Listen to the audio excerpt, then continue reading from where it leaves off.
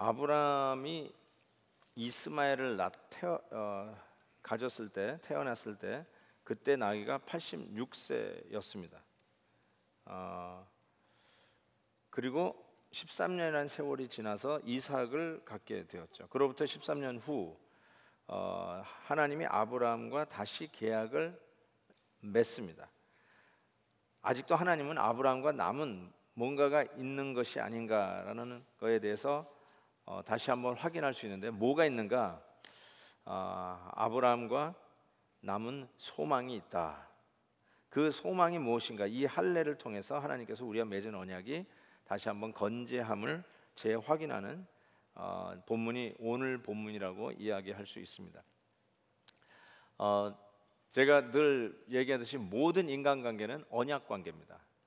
우리 사회를 지탱하는 모든 것은 계약이 있기 때문에 가능합니다. 그렇죠? 여러분의 지금 그 모든 지금 하루하루의 삶에 계약이 없는 것이 없을 거예요. 하다못해 물값 내는 거, 전기세 내는 거, 여러분의 자동차, 심지어는 집, 그리고 여러분이 일하는 직장, 이 모든 걸 가만히 보면 전부 다 계약으로 돼 있어요. 그래서 어느 정도 일하면 어떻게 페이를 하고, 어느 정도 쓰면 어느 정도 요금을 내고, 이게 전부 다 보면 다 컨트랙이 돼 있습니다. 계약이 없으면 아무것도 설 수가 없어요. 저는 마찬가지로 여러분과 하나님과의 관계도 이 계약 조건이 있어요. 언약 관계 속에서 여러분과 하나님 사이의 관계가 정립이 됩니다. 그래서 아마 두 번째 전 하나님이 아브라함과 아주 희한한 계약을 맺죠. 그러나 우리가 보기에 희한한 것이 그 당시에는 그게 바로 정확하게 계약을 맺는 방법이었어요. 그게 뭐죠? 동물을 쪼개는, 바로 그것을 통해서 계약을 맺습니다. 그래서 히브리어로 계약을 맺다는 말은 쪼개다는 뜻이에요. cut. 우리는 맺다, 뭐 make a contract, 영어로는 make, 뭐 이렇게 쓰지만은 히브리어에서는 계약을 맺는 거는 cut이에요. 그러니까 동물을 쪼개는 그런 차원에서 했는데, 오늘 본문에 보면 하나님께서 다시 아브라함과 언약을 맺는 것을 보게 됩니다. 7절 8절을 한번 다시 한번 보면요. 7절 8절을 다시 한번 보면요.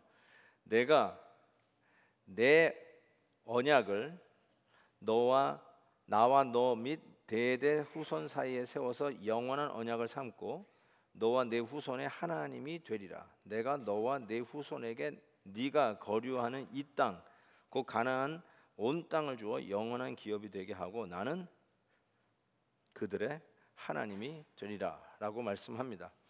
이 말씀에 여러분, 하나님께서 이제 이 언약을 맺는데, 즉 계약을 맺는데, 여러분 때로는 우리가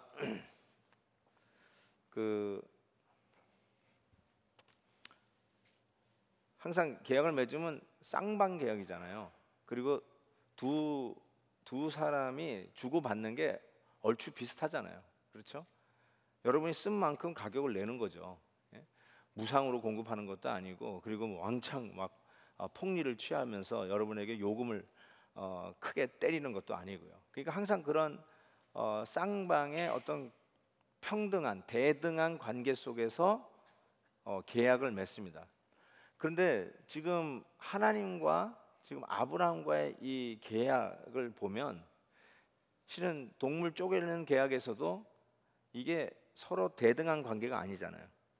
둘 다 사인하는 것이 아니라 하나님이 사인했던 것을 우리가 볼 때, 오늘 여기서 하나님께서 아브라함과 다시 계약을 맺는 이 모습도 전적으로 하나님의 입장에서 우리를 향해서 계약을 다시 reinitiated, 다시 시작하시는 그런 모습을 보게 됩니다.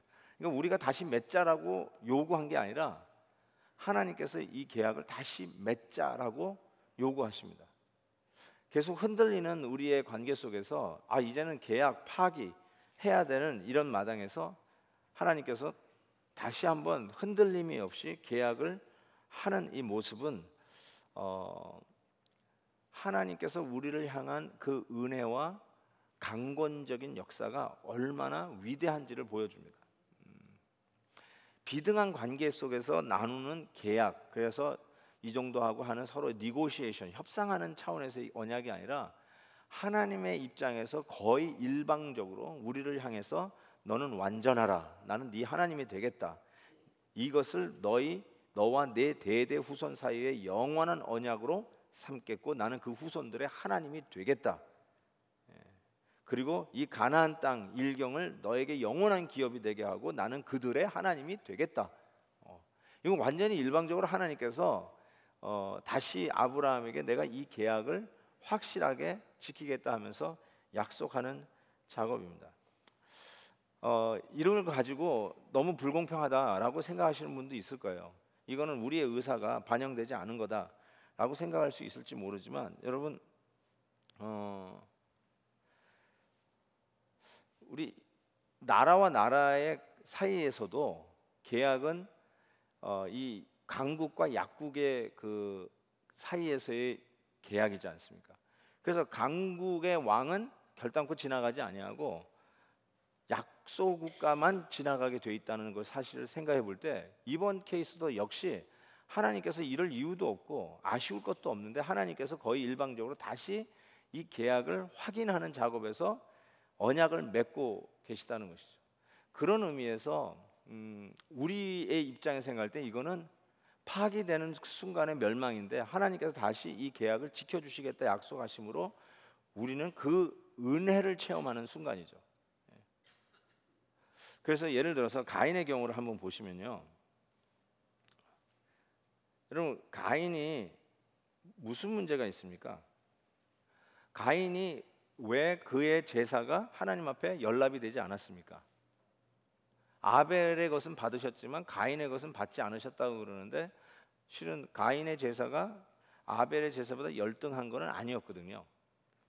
곡식 농사 지은 사람이 곡물로 하나님 앞에 드리고, 또 양을 치는 목동이었던 아벨이 자기가 가지고 있는 양을 하나님 앞에 드리고, 이거에 어떤 우열 관계는 없었거든요. 그런데 중요한 게 뭐냐면, 하나님께서 가인의 것을 받지 아니하시겠다고 하셨을 때 반응이, 가인이 화를 냈어요.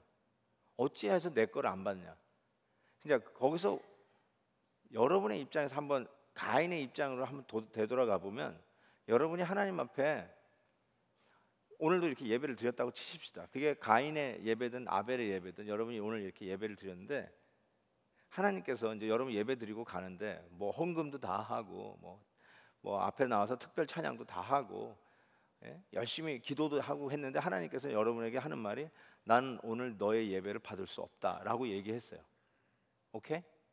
자, 그러면 여러분의 반응은 어떨 거라고 생각하십니까?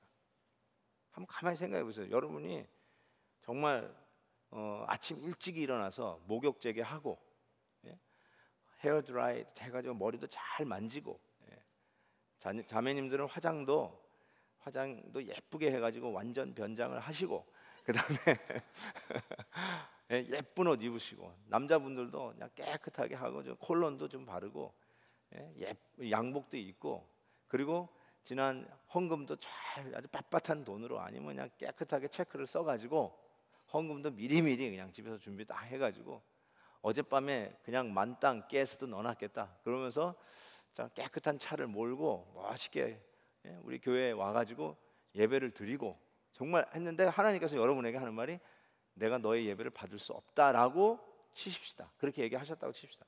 여러분의 반응은 어떨 것 같습니까? 어때야 된다고 생각하십니까? 근데 가인은요, 여러분하고 똑같이 예배를 드렸는데 하나님께서 난 네 거를 안 받는다 그랬더니 가인은 화를 냈어요. 분노했어요. 그 분노한다는 말이 뭐냐면, 왜 제 걸 안 받습니까? 이 뜻이에요. 내가 뭐가 부족합니까? 이 뜻입니다. 아니, 나의 최선이 뭐가 부족합니까? 그리고 그 다음에 아벨의 것은 받으시니까 내 동생 아벨의 것과 내게 무슨 차이가 있다고 동생 거는 받고 내 거는 받지 못합니까? 하고 분노했고, 나중에는 받으신 그 아벨을 핍박하고 결국 죽이죠. 이게 이제 인류 역사의 비극인데, 여러분 이게 뭔지 한번 잘 생각해 봅시다. 그러니까 우리가 하나님 앞에 나올 때 항상 하나님과 우리가 대등한 관계라고 생각하면 가인과 같은 예배를 드릴 수가 있어요. 근데 실은 우리가 아벨이었다면, 예를 들어서 하나님께서 아벨에게 난 네 것도 못 받는다라고 했을 때 아벨은 어떻게 반응했을까? 아벨도 분노했을까? 이렇게 화를 냈을까? 아니요. 하나님께서 받지 않는다 그러면 죄송합니다. 잘못했습니다. 회개합니다. 다시 내가 어떻게 드려야 되는지 생각하겠습니다. 어떻게 할까요? 이런 마음으로 하나님 앞에 회개를 해야지, 하나님께서 안 받으신다니까 하나님에 대해서 분노하고 화를 내고 있는 이 가인의 경우를 볼 때 하나님과 우리 사이의 계약을 하나님께서 전적인 은혜로 우리에게 주신 거라는 것을 인식하지 못하고 비슷한 조건 속에서 주고받는 계약이라고 착각하고 있기 때문에 그렇다는 것이죠. 그래서 가인의 이 받지 않는 예배가 나왔다고 이야기할 수 있습니다. 바벨탑 경우도 마찬가지입니다. 여러분, 바벨탑이요, 우리가 같이 이걸 지어서 하늘에 닿자라고 얘기했단 말이죠. 그래서 얼마나 열심히 쌓았겠어요, 그 바벨탑을. 그러니까 여기서 참 우리가 생각하는, 바벨탑은 인간 승리의 상징이에요. 바벨탑은 인간 노력의 결정체입니다. 바벨탑은 나이키의 우상이에요. 나이키가 뭔지 아시죠? You can do it. You can do it. 나이키 그 캐치프레이즈 알죠? You can do it. Man can do it. 하나님의 도움 필요 없이 man can do it. 예? 도널드 트럼프, 하나님 앞에 용서를 구할 때 어떻게 해야겠냐? 하나님한테 용서 안 구하고 내가 뭘 할 수 있는지 생각하겠다. We could do it. 이거 완전 철저한 인본주의 상징이 바벨탑입니다. 사람이 스스로 할 수 있다. 하나님과의 대등한 관계에서 맞먹겠다. 하나님, let's talk. 우리 같이 이 테이블에 앉아가지고 let's talk business. 우리 같이 좀 얘기 좀 하십시다. Let's negotiate. Let's make a contract. 우리가 원어원으로 내가 줄 건 주고 받을 건 받겠습니다라고 하는 이와 같은 관계 속에서 하나님을 향해서 이게 바벨탑 쌓아 올라가는 걸 하나님께서 그냥 봐주지 않으셨어요.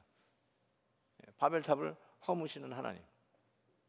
저는 이런 문제에 있어서 오늘 이 아브라함과의 재계약, 다시 언약을 맺는 이 하나님의 모습을 우리가 반드시 확인할 필요가 있습니다.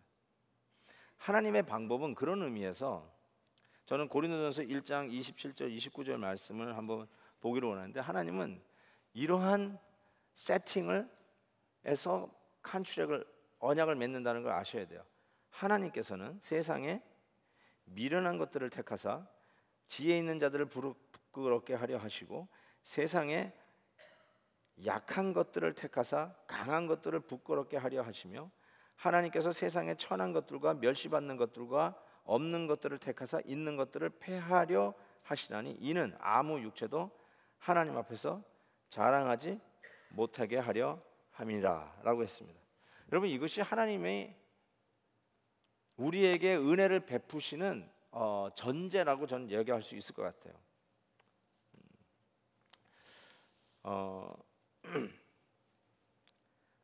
열심히 내가 살아가면 하나님이 나를 사랑해 주실 거야. 소위 그 지성이면 감천이라고 하는 성경에도 없는 원리죠.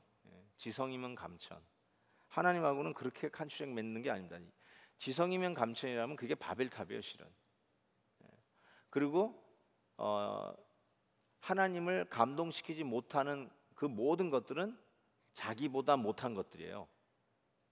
무슨 말인지 아세요? 지성이면 감천이라고 하는 원리가 우리가 일반적으로는 다 동감하잖아요. 야, 정말 열심히 하니까 복을 받는구나. 이거 우리끼리 하는 말이에요. 우리가 다 통하는 말이에요. 그런데 하나님과의 입장에서 이것이 맞는 거라면, 그게 맞는 거라면 그 복을 받지 못한 모든 사람들은 뭐냐면요, 하나님의 복을 받지 못했다라는 걸로 끝나는 게 아니라 전부 다 나보다 한참 밑이란 뜻이에요. 나보다 못한 사람이란 뜻이에요. 이게 이해가 안 되는 말입니까? 뭐 이렇게 반응이 없죠, 오늘따라. 그러니까 얼마나 이 인본주의가 우리 인간 사회를 이게 전부 다 이 하이라키로 전부 다 구분해내는지 몰라요. 제가 그래서 은혜라는 것이 그냥 대충 우리 은혜로 합시다, 은혜로 합시다. 이게 무슨 뭐 악도 눈 감아주고 잘못한 것도 그냥 눈 다 감아주고 그냥 좋은 게 좋은 거다, 이 주먹구구로 하십시다가 은혜라는 뜻이 아니라요. 정말 은혜라는 말이 인간 인본주의로 교회를 세우거나 인간의 노력의 결정체로 성공 유무를 가린다거나, 그리고 우리의 그런 땀방울을 흘린 만큼 하나님의 복을 측정하면서 그것으로 인간의 우열을 가리는 그 모든 시스템을 배격한 게 은혜라는 거예요. 그래서 이 은혜는 우리가 단순히 그냥 감동받았습니다라는 것도 아니고, 단순히 예배드리고 목사님한테 나가서 인사하는 어떤 상투적인 표현도 아니고요. 정말 은혜는 은혜되는 우리의 삶 속에 그거 없으면 다시 설 수 없고, 그거 없이는 다시 일어날 수도 없고, 그거 없이는 신앙의 기본 기초도 완전히 꺼져버린, 너무나도 우리에게 있어서 중요한 것이 은혜라는 것이죠. 그걸 어디서 확인하냐면 이 언약 맺는 거에서부터 우리가 확인할 수 있다는 것입니다. 여러분, 오늘 본문으로 다시 돌아오면요, 아브라함이 지난 13년 동안 자신의 불성실함을 돌아보고 얼마나 자기가 안 된 사람인가, 못된 사람인가를 생각하고 있을 때 하나님이 다시 언약을 맺자고 찾아오신 거예요. 지성이면 감천이해서 하나님이 야 다시 안 되겠다, 내가 너 복을 줘야 되겠다고 언약을 맺자고 찾아온 것이 아니라, 지난 13년 동안 하나님을 믿지 아니하고 소위 흔들리고 있고 우리 식으로 얘기하면 죄 짓고 그냥 자기 마음대로 자기 속에는 옳은 대로 살아가고 있는 그 아브라함에게 하나님이 다시 찾아오셔가지고 언약을 맺자라고 하는 하나님의 이 놀라운 은혜를 지금 가르쳐주고 있다는 것입니다. 그래서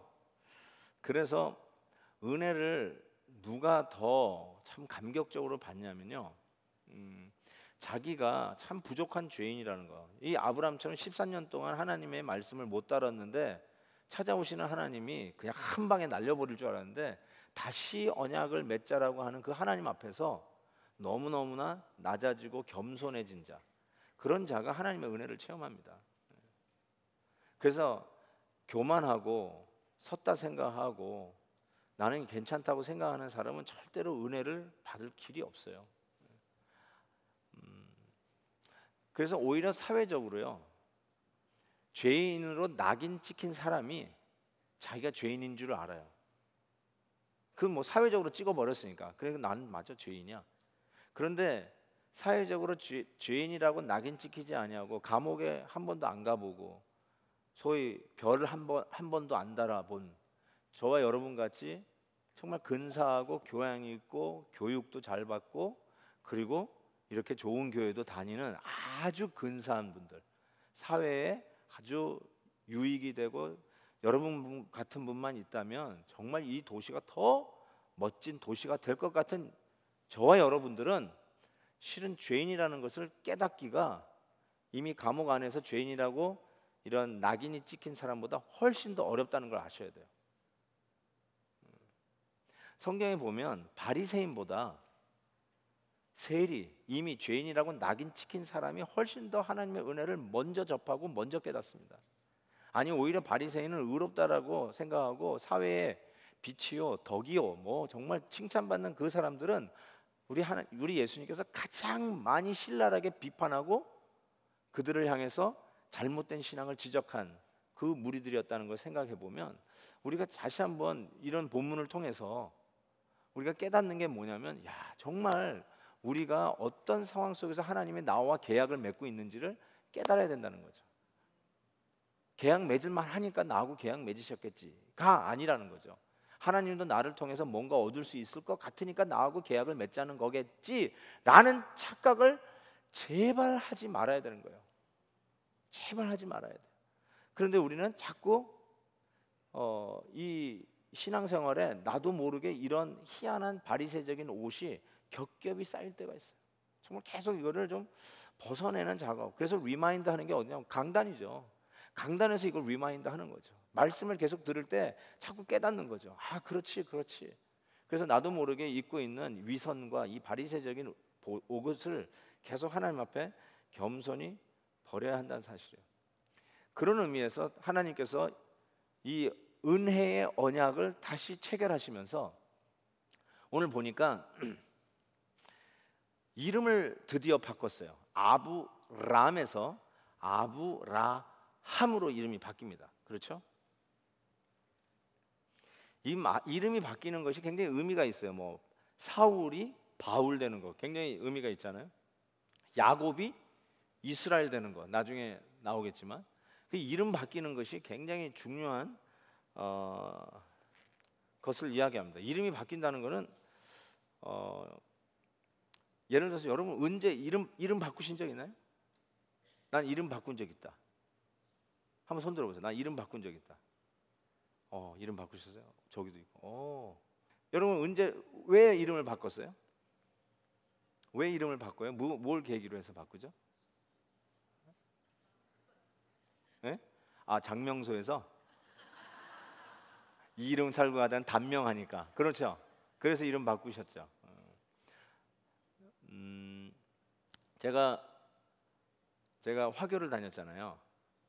중국 사람 아니에요. 예, 화교를 다녔어요. 화교를 다녔는데 화교를 갔더니 제 이름이 김한효가 아니라 끼하요였어요. 끼하요. 제 이름은 끼하요 그랬어요. 끼하요. 근데 지금도 기억나요. 애들이 다 그 끼하요, 끼하요 그러면서 이렇게 제 이름을 불렀던 그 기억이 납니다. 그러면서 이제 그 한 사람이 이렇게 이 나무 통을 붙잡고 이렇게 딱 있으면 내 친구들이 전부 다 이게 허리를 감싸고 쫙 들어 누워 이렇게 딱 매달려 있으면 제가 술래예요. 술래면 맨 뒤에 있는 사람의 허리를 잡고 떼는 거예요. 내가 있는 힘을 다해서 떼는데 힘이 잘 약한 사람이 이게 손을 놓게 되잖아요. 그러면 그 논 사람이 또 맨 뒤에 가서 술래가 돼가지고 또 빼는 거예요. 그러면서 그냥 막 이렇게 당기면서 신지 쪼러 빠루어버 이러면서 막 이렇게 땡기는데 나 지금 무슨 뜻인지 모르는데 애들 때 놀던 그 구호가 생각이 나가지고 지금 하는 겁니다. 그러면서 막 당기는 그런 얘기를 하는데 그때 제 이름이 바뀌면서 제가 어렸을 때 소위 아이덴티티 크라이시스가 있었습니다. 내가 중국 사람인가? 어떤 새로운 나에게서는 새로운 공동체가 새로운 커뮤니티가 생긴 거죠. 물론 어렸을 때 일이지만 내 자신의 그런 정체성이 다시 한번 새로운 의미를 가지고 나타난다는 거죠. 그러니까 아브라함이 되는 것은 상당히 삶 속에 새로운 변혁을 가져다 주는 것을 상징한다는 것을 알 수가 있습니다. 제가 이름을 한 번 더 바꾼 적이 있는데 그게 바로 먼저 시민권 받을 때 제 이름이 브라이언이 됐어요. 그래서 제 리걸 네임은 브라이언입니다. 브라이언 킴인데 보세요. 제가 한국 사람에서 미국 사람으로 됐어요. 법적으로 저는 이제 미국 사람입니다. 최근에 누구하고 얘기했는데 요번에도 이렇게 인터뷰를 이미 시민권 인터뷰를 하셨는데 이 질문을 받았대요. 한국하고 미국하고 전쟁 나면은 누구를 위해서 싸우겠냐? 이거 진짜 묻는 거예요. 맞아요. 여러분 왜냐면 여러분 그 시민권 그 선서할 때 그렇죠?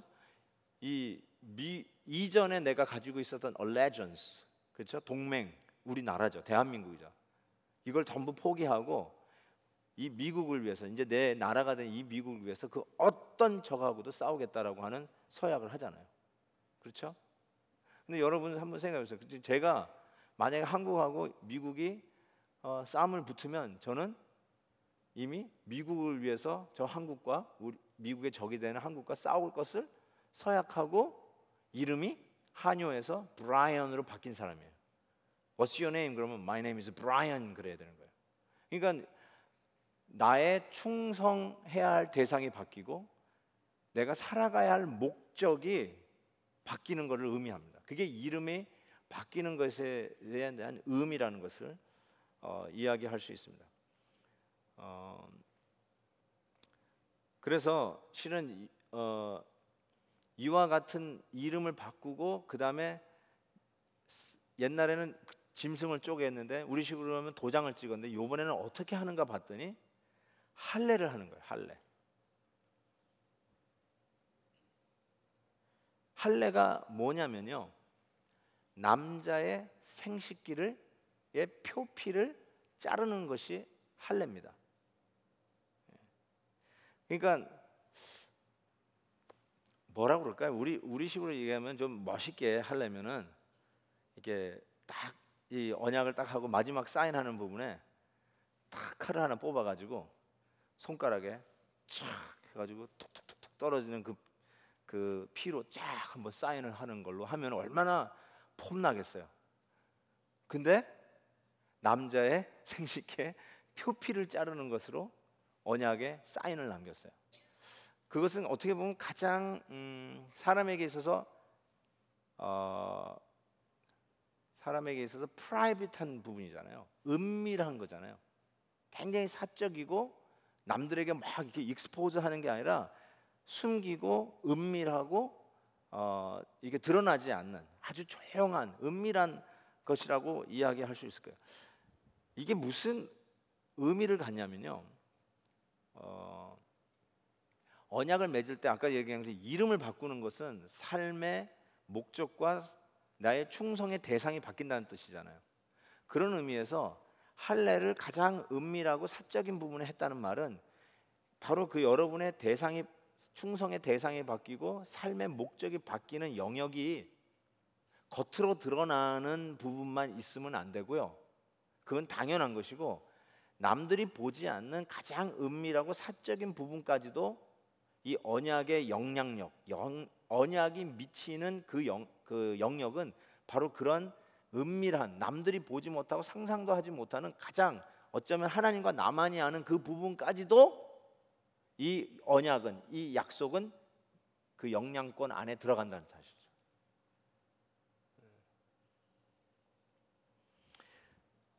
빌 하이벌스 목사님이 그 쓴 책에 보면 When No One Looks, 아무도 안 볼 때라는 책 기억나시죠? When No One Looks. 그러니까 실은 우리의 거룩과 경건은 아무도 안 볼 때 결정이 됩니다. 그러니까 저의 경건은 이렇게 강대상에서 여러분이 다 이렇게 보고 있을 때 하는 이 설교로 저의 경건이 결정되는 게 아니라 저의 경건은 아무도 보지 않는, 우리 아내도 심지어는 우리 애들도 보지 않는 나 혼자만 있는 그 상황 속에서 내가 어떻게 행동하고 무엇은 생각을 하고 어떤 가치관을 붙잡고 있는지로 나의 경건이 결정이 되는 거죠. 그러니까 그런 순간까지도 이 언약은 미쳐야 되고 이 언약은 거기까지도 우리의 삶을 바꿔내야 한다는 것이죠.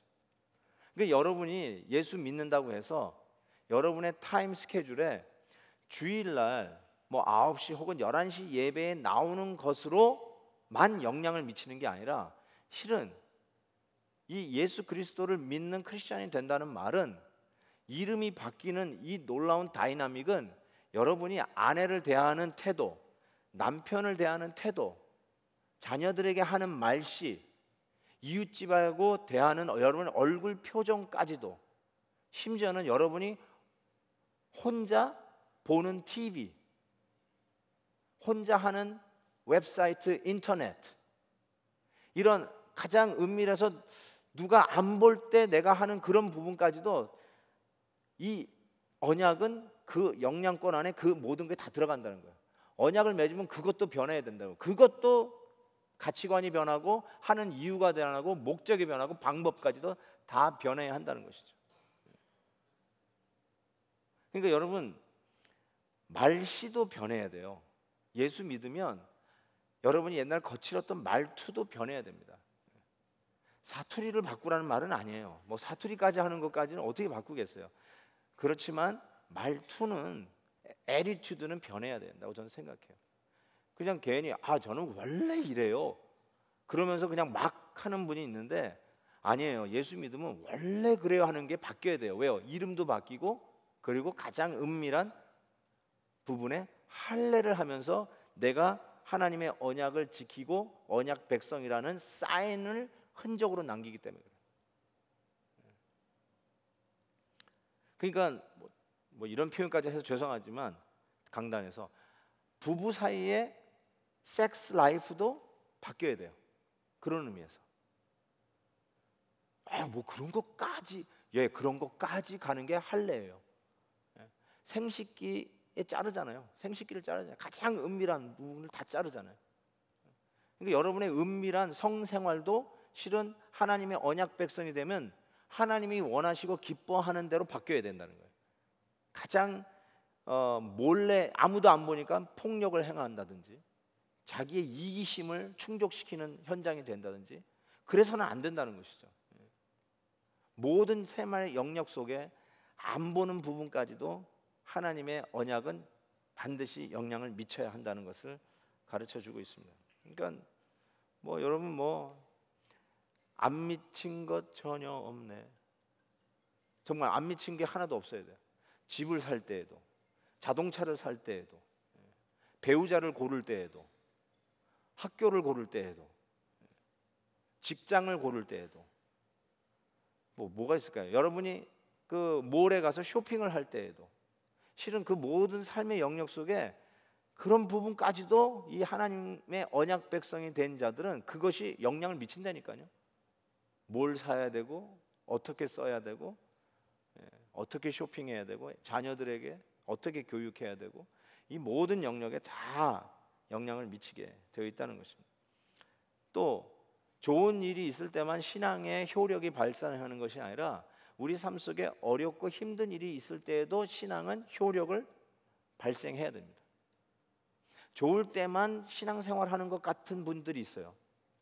그냥 다른 모든 것이 환경이 내 뜻한 바대로 잘 굴러갈 때만 믿음이 좋은 것처럼 나타나는 분이 있어요. 조금 어떤 충돌이 있거나 컨플릭이 생길 때는 믿음의 미음도 안 보이는 분이 있어요.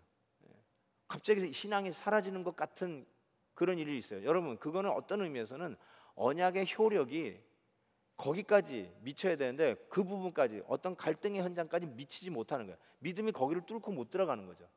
하나님과 맺은 언약의 효력이 거기까지 못 미치는 거죠. 그냥 내 환경이 좋을 때까지만 나는 신앙인으로서 사는 것이지 조금 힘들고 어려운 환경이 되면은 그 하나님과의 언약 백성이라고 하는 그 언약 관계가 거기까지 못 미친다는 거예요. 여러분 한번 참 좀 이 언약이라는 게 뭔지 도대체 우리가 하나님과 언약을 맺은 관계 속에서 지금 나는 하나님의 자녀요, 하나님은 우리의 아버지시요. 이게 지금 계약이 딱 맺어져 있잖아요. 그게 무슨 말인가? 바로 할례를 행함으로써 은밀한 부분까지도 아무도 안 볼 때 나타나는 그 경건에도 영향을 미쳐야 된다는 것이죠.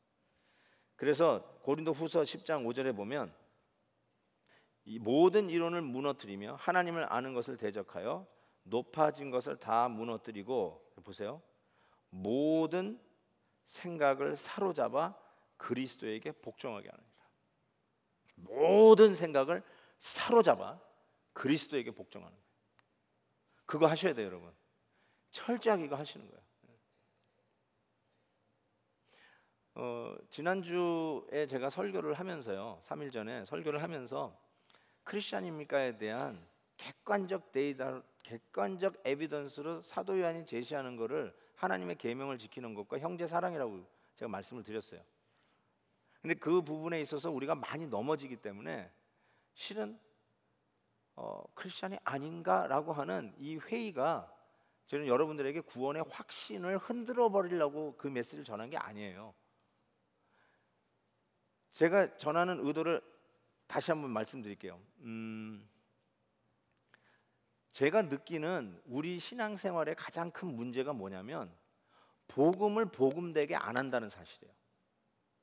아까도 얘기한 것처럼 가장 은밀한 부분까지 할례를 해가면서 하나님과의 언약에 이 영향력이 미쳐야 된다는 걸 지금 말씀했잖아요.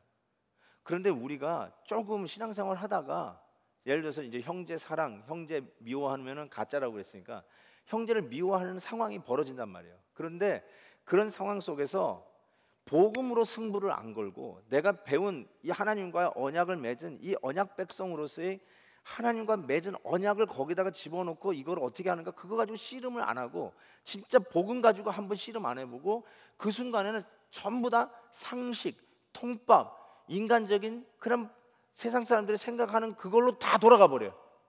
에이, 뭐 살다 보면 다 싸우고 부딪히고 그런 거지 뭐.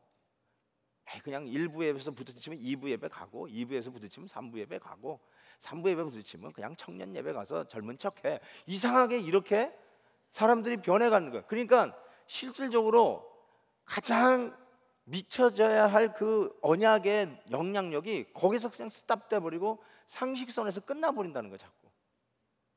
그래서 이 사도 요한의 그 도전은 거기까지 가지고 가라는 거죠. 형제를 미워하는 상황이 생기잖아요. 갈등의 현장이 생기잖아요.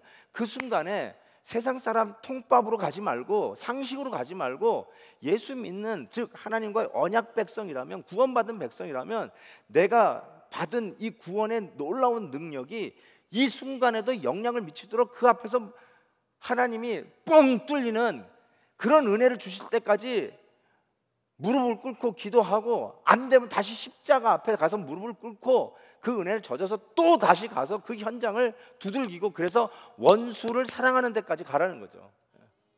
그게 신앙의 어떤 야성이라고 그럴까요? 그렇게 해야 되는데 그 신앙의 원리, 복음의 원리를 거기에 적용하지 않는다는 것을 말씀드리는 거예요. 구원의 확신을 흔들어 버린 게 아니라, 야, 정말 내가 복음을 여기까지 적용을 안 하는구나. 좋을 때만 적용하고, 좋은 게 좋을 때만 신앙인으로서의 이 기쁨을 유지하지, 조금 힘들어지면 신앙의 기쁨이 다 사라져 버리잖아요. 그러니까 정말 그런 상황이 오면은, 아, 여기에도 이 복음은 영향력을 미치는 거지 하고 거기다가 적용을 해보라는 거죠. 안 돼도 해보라는 거죠. 내 인격이 안 돼도 또 해보고 또 도전해보고 그걸 해보자는 거예요. 그래야 신앙의 업그레이드가 일어나는 거죠. 일단 예수 믿고 나면 전부 다 통밥으로 돌아가요. 일단 세례 받고 나면 전부 다 통밥이에요. 통밥이 뭐예요? 그냥 예수 교회 다닌 경력, 그걸로 그냥 신앙의 수준이 결정되는 거 가지고 우리가 또 조심해야 될 게, 제자 훈련을 하니까 제자 훈련 받은 것이 희한한 경력이 돼가지고 무슨 제자 훈련 끝나면 무슨 계급장 하나 단 것 같은 느낌, 이것도 아주 위험한 겁니다. 저는 그런 의미에서 제자 훈련 절대로 하지 않습니다. 그러니까 전부 다 사회적인 경력 쌓기로 교회의 생활도 신앙생활 다 돌아가니까 형제와의 갈등의 문제를 그 복음으로 풀 수 있는, 약속된 하나님의 능력을 공급받아 원수도 사랑할 수 있는, 핍박받는 자를 위해서 진심을 다해서 기도해 줄 수 있는 그 자리까지 못 가는 거예요, 다. 그거 얘기하는 거예요, 지금. 여기서도 얘기하는 그 할례의 영역, 우리의 모든 생각을 그리스도께 복종시켜야 된다는 거예요. 복음으로 한번 그 자리에 가지고 가는 거죠. 그거 얘기하고 있는 거예요. 남자의 생식기를 자르는 이 할례에 의미가 있습니다. 이 자매님들은 이건 나하고는 상관없네라고 생각할지 모르는데요. 자매님들은요, 남자와 함께 가는 겁니다. 와, 무슨 전근대적인 저 고리타분 얘기를 또 하고 계시네 라고 이야기하실지 모르겠지만, 성경은요, 남자가 여자의 머리라고 하는 그 창조의 원리로 다 이야기를 합니다. 여자를 무시하는 게 아니고 여자를 열등적인 존재로 취급하지 않습니다. 그렇죠? 제가 이 부분은 가정의 회복, 이 부분에 대해서 확실히 얘기했다고 생각하고, 할례의 의미는 여자지만 바로 머리된 남자와 더불어 하나님과 함께 이 언약의 관계 속에 들어간다라고 보시면 여러분에게도 정확하게 적용된다고 생각합니다. 자, 할례의 의미가 뭐냐면, 저는 이렇게 얘기합니다. 어겼을 경우 할례라는 것은 뭘 의미하는 걸까요? 아까 지난번에 하나님과 계약을 맺을 때 동물을 쪼갰어요. 동물을 할례한 거예요. 그래서 언약을 어기면 어떻게 되는 거죠? 이 비참하게 쪼개진 짐승꼴 나는 거예요. 오케이? 자, 오케이. 그러면 할례를 하면, 어기면 어떻게 된다는 거예요? 자, 어떻게 된다는 걸까요? 예를 들어서 이렇게 우리가 공놀이 하다가 급소를 맞았어요, 남자들이. 그러면은 막 떼굴떼굴 굴르면서 뭐라고 그러죠? 너, 야, 우리 내 후손 끊어질 뻔했네, 이런 얘기 안 해요? 네? 뭘 얘기하는 거냐면요, 이 계약을 안 지키면요, 이 할례라는 의미가 뭘 얘기하냐면 너 후손 없다라는 소리예요. 잘라버리겠다는 거예요. 그런 의미예요. 이게 할례라는 게. 언약을 어기면 네 자손도 이렇게 갈라버리겠다는 뜻이에요. 이게 할례의 의미예요. 그러니까 얼마나 이게 대단한 언약입니까? 우리식으로 얘기하면 내가 이거 약속을 어기면 너 내 자식 데려가. 그거보다 더 강한 거죠. 자식을 갈르라고 한 건, 자식을 자르라는 거니까 더 강한 거고, 내가 이거를 어기면 내 손에 장을 지져라. 뭐 손가락 하나 짓는 이것보다도 자식을 내가 죽이겠다. 내 자식을 네가 죽여도 나는 아무 말 안 하겠다. 그런 의미에서 하나님과 한 언약의 사인이 할례라는 것이에요. 그러니 여러분 얼마나 이 기가 막힌 일이에요. 아브라함이요, 나중에 그 아들을 달라고 그러잖아요. 하나님께서 아들을 달라고 그랬을 때 아들을 잡으려고 이렇게 딱 할 때 하나님께서 그 아브라함아 하면서 그의 손을 잡고 하나님이 수양을 준비해서 수양을 아들 대신에 가르게 했어요.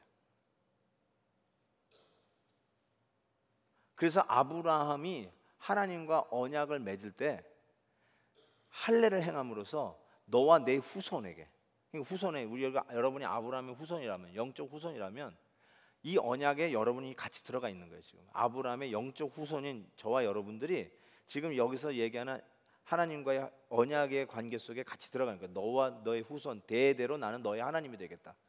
그러면서 한 게 할례를 했어요. 그래서 이 언약을 어기면 네 자손을 가르겠다라고 했단 말이죠. 근데 아브라함이 그 아들을 바칠 때 하나님께서 그 아들 대신에 수양을 준비해서 그 램을 가려버리시잖아요. 그 원리가 어디서 이제 나오기 시작하냐면 골로새서 2장 11절을 보면 이 사도 바울이 요 단어를 씁니다.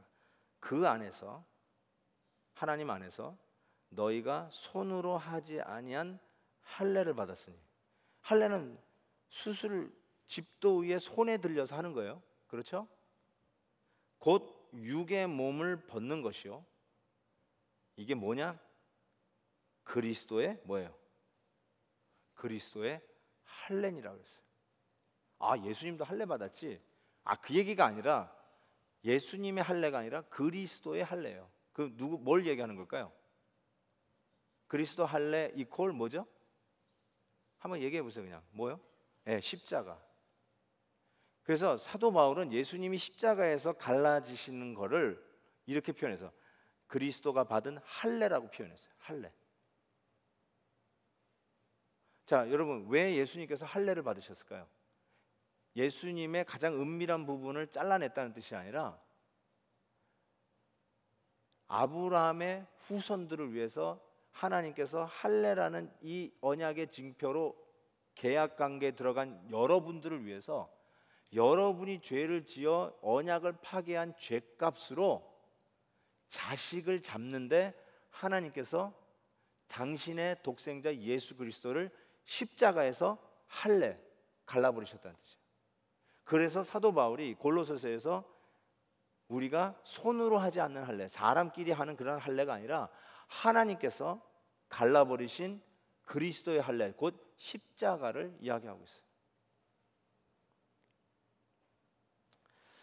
저는 이런 언약 속에 우리가 들어가 있다는 것을 우리가 깨닫고 좀 뭘 해야 될까 이런 생각을 좀 했으면 좋겠어요. 뭘 해야 될까 우리가 이런 언약을 하나님이 하셨는데 우리의 삶 속에서 내가 오늘 이 순간에 뭘 해야 될까? 여러분이 어떤 어려운 일이 있으세요 혹시? 아니면 뭐 고민하는 일이 있으세요? 아니면 내일까지 뭐 결정할 일이 있으세요? 아니면 다음 달까지 해결해야 할 문제가 있으세요? 여러분의 직장이나 아니면 여러분의 어떤 인간관계 속에서 해결해야 할 문제나 아니면 가족 안에서 있는 그 누구에게 이야기할 수 없는 정말 가슴의 응어리를 언젠간 좀 어떻게 좀 풀어야 되는 그런 문제가 있습니까? 이거하고 전혀 상관이 없는 것 같은 여러분의 일반의 삶, 어쩌면 굉장히 은밀해서 프라이빗해서 그 누구도 감히 여러분이 그런 거 가지고 지금 신음하고 있을 거라고 상상도 하지 못하는 그런 거라도 오늘 이 언약의 관계 속에서 여러분이 내가 아브라함의 후손으로서 하나님이 나의 하나님이시고 나는 그 하나님의 자녀라는 것이 분명하다면 여러분은 이 언약의 유효한 관계 속에 들어가 있어요.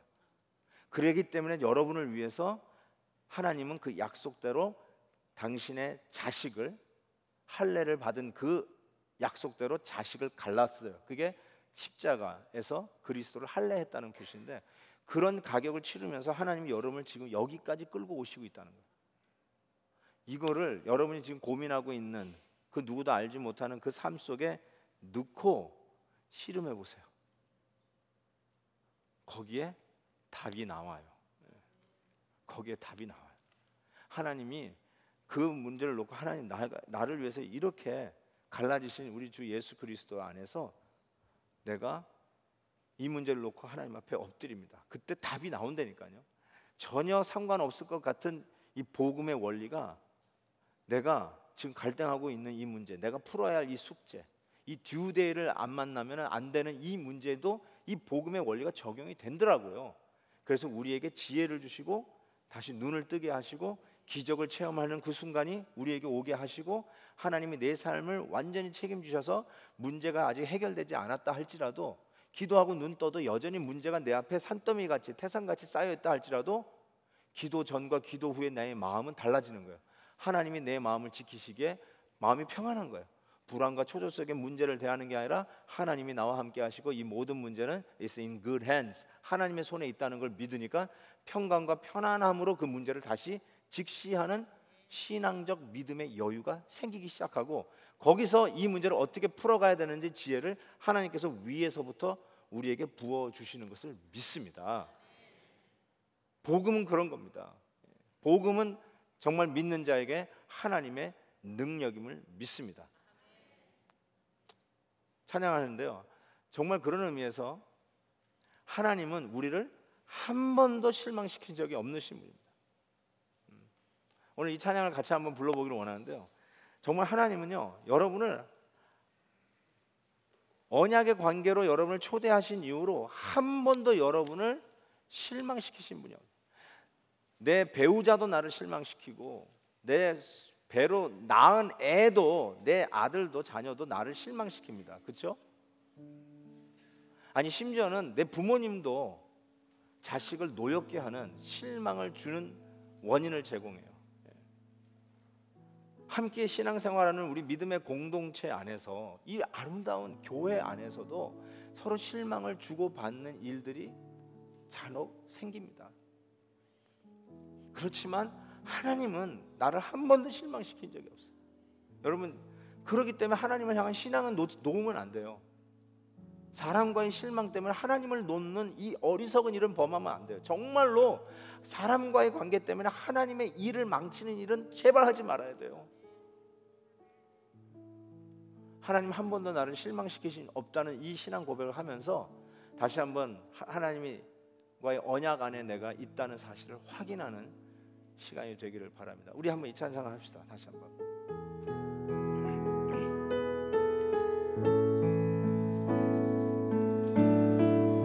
하나님 한 번도 나를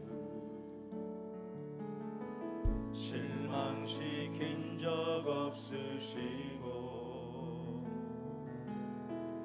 언제나 공평과 은혜로 나를 지키셨네. 오 신실하신 주, 오 신실하신 주, 내 너를 떠나지도 않으리라, 내 너를 버리지도 않으리라. 약속하셨던 주님, 그 약속을 지키사 그 약속을 지키사 아멘. 이후로도 영원토록 나를 지키시리라 확신하네. 지나온 모든 세월 지나온 모든 세월들 아멘. 돌아보아도